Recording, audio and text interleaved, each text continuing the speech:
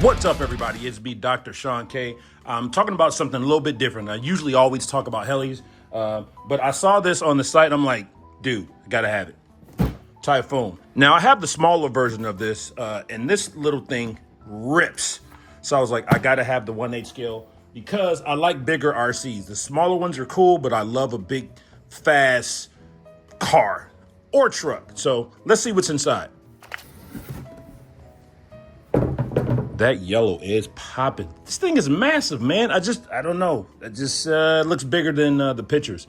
But I'm impressed so far. I really like this yellow and it pops. Let's check it out.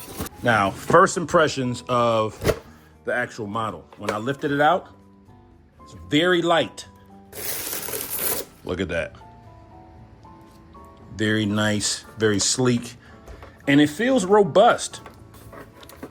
I come from the school of when you had RC cars or planes, you had to scratch build everything. So I'm not new to the ready to run, but you know, I like a little bit more build, but it's okay. If you don't have time to build or you're just not interested in it, you just want to slap batteries in it and go, this is the way to go. All right, so let's see what else is in the box. All right, it comes with a bind plug, as you can see. AA batteries for your transmitter. This is cool. You get 2 tools with it. Actually 3 tools and some spare parts in here and some kind of cool Typhoon card. Next is the radio. Nice. Nothing fancy, straight to the point. But most guys who are going to be, you know, purchasing this car probably won't be doing professional races, or not professional, but racing at a track with it. You might, but if you aren't, if you just want to race at the parks, stuff like that, this is perfect for that. The only thing it does not have is a battery and a battery charger. Let's see what's under the hood. Here is the IC5 that I started on. It comes with the IC3. However, I had some of these motorcycle packs for my motorcycle, and it was an EC5, so I just figured I might as well just solder on different ends so I could use those batteries. Just taking a shortcut. The antenna here, this cap comes off really easy, so I put a little CA around the edges here. Don't put too much. I found this coming off, and you want to keep that protected to keep your signal at 100%.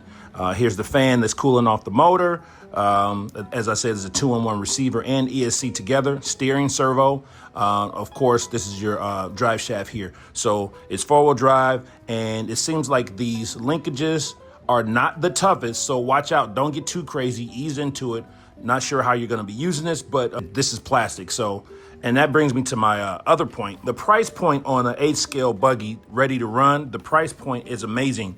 If you're just kind of inching into the bigger size, you don't want to spend a lot of money, this is the way to go. Now, I haven't driven it yet, but before I do that, I just wanted to take a look around and check out some of these turnbuckles and some of these linkages.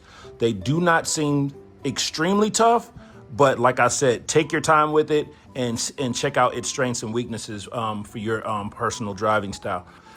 If you want to narrow your turning radius, now, if you are getting someone who's younger into it and you want to kind of limit how they control the car, you don't want it turning too quickly, you bring this down to the left. It narrows the turning radius. If you have the buggy going frontwards and it's kind of, you know, maybe veering off to the left or to the right, I should say, you bring this to the left. This is your steering trim. So if you find it veering off to the left or right, you can correct it with this. Like I said, if you have someone younger driving this car and you want to make sure that they're not going 100 miles an hour into their ankles or yours or something like that into a tree, you can back this down to 50%. It's up to you to govern that speed.